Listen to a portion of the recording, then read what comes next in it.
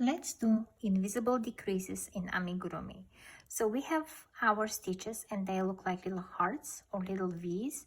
So we'll pick only the front loop that's facing us and we'll go under it. So we'll pick under the loop, the first loop, and then we'll go and pick under the second loop, but just the front. The back loop is still sitting there.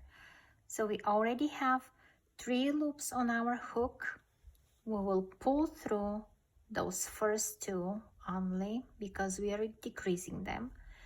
And now we have 2 loops on our hook. And now we will finish our stitch.